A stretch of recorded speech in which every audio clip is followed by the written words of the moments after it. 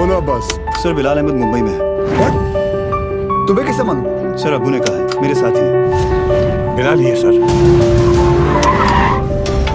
Marine lines कब्रिस्तान में है इस वक्त, बिल्कुल हमारे सामने है।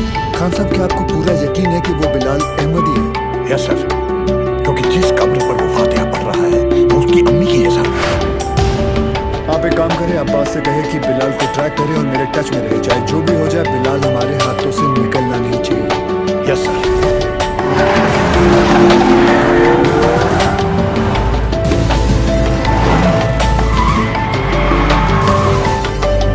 बोलो Surya. Sir, Bilal Ahmad is in Mumbai.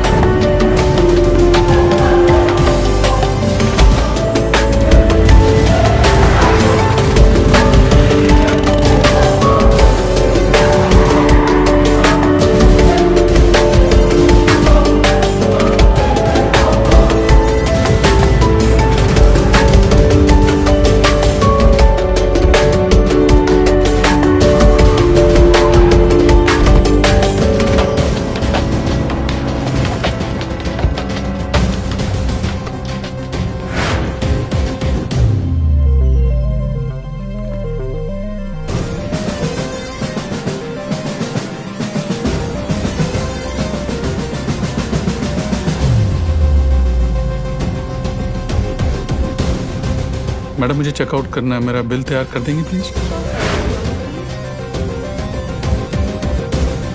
मम्मा देखो विवान अंकल। हाय विवान अंकल। हाय तारा आंटी। अरे आर्यन, हाय आर्यन, तुम यहाँ पर?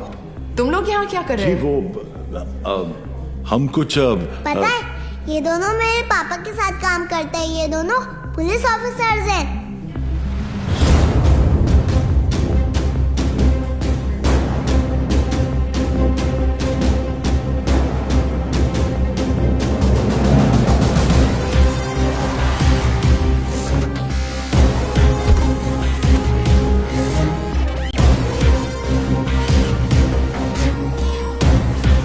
देखो पापा भी आ गए।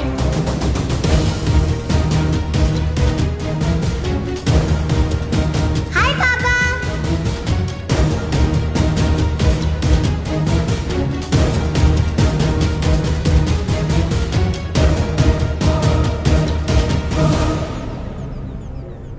बच्चों को लेके जाओ यहाँ से, दिस इज सीरियस।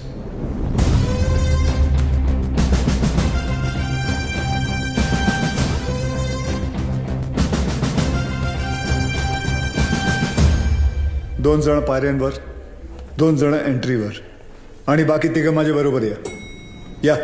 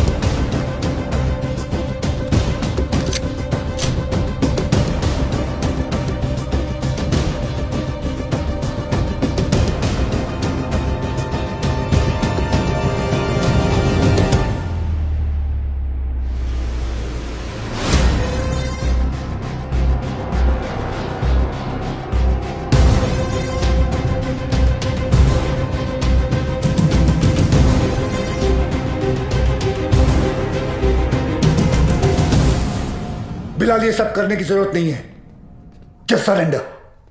और क्या मिलेगा सरेंडर करके? फांसी? नहीं चाहिए मुझे ऐसी जिल्लत भरी मौत। मैं फिर से इस मुल्क में तमाशा नहीं बनना चाहता। ये मुल्क तुम्हारा भी है, शायद तुम भूल रहे हो। नहीं, ये मुल्क मेरा नहीं है। कभी अपने घर को जलते हुए देखा तुमने? जिस घर में तुम बड़े हुए हो, तुम्हारे माँ बाप बूढ़े हुए, मैंने देखा है।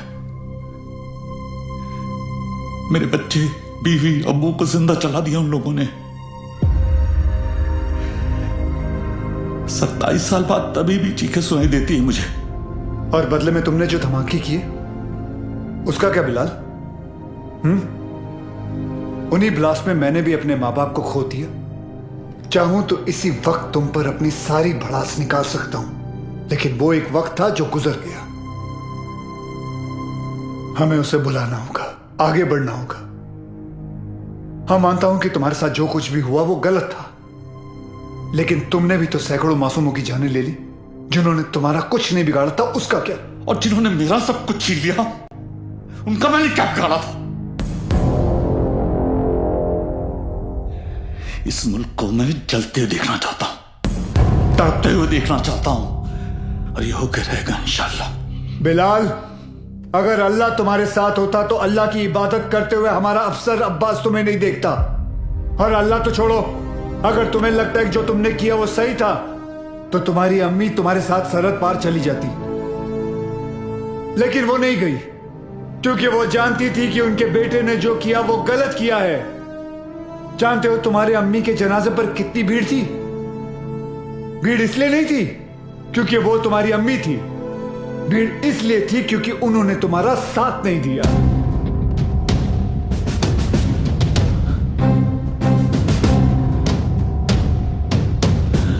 कभी श्रॉफ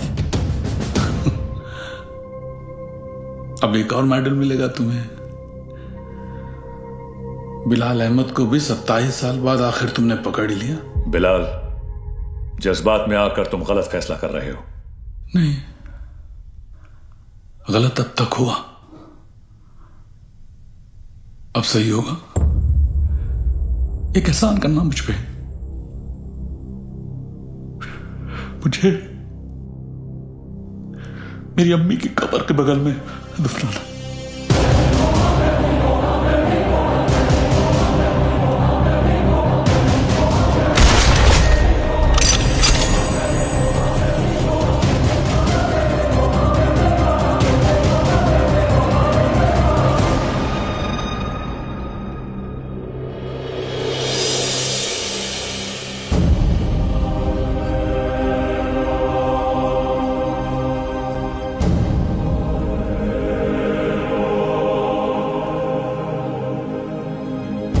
कभी कभी सोचता हूं सर कि काश एक ही धर्म, एक ही ऊपर वाला होता तो शायद ये सब नहीं होता। हम इंसान लड़ मरने के लिए कोई ना कोई और बहाना ढूंढ ही निकालते। सर, सावंतवाड़ी पुलिस स्टेशन से फोन आया था। वहां पर बिलाल अहमद को किसी ने देखा था।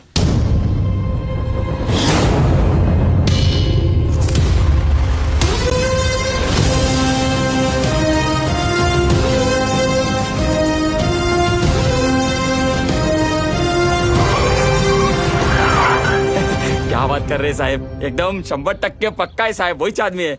मैं टीवी पर देखा उसको। क्या हलाल अहमद? बिलाल अहमद। हाँ साहब, वही। मेरे को लगता है अंदर और भी लोग रहेंगे। मैं जैसे ही अंदर जाने का ऐसा साहब प्रयत्न किया ना मैं, तो मेरे को ऐसा ब्लॉक किया। कितने लोग थे वहां? 3 लोग 4 लोग भी हो सकते साहब, मगर जैसा ही मैं ऐसा खटखटाने को गया तो मैं किसी का तो ऐसा नाम सुना। क्या नाम था उसका नाम मैं सुना। अरे क्या नाम सुना?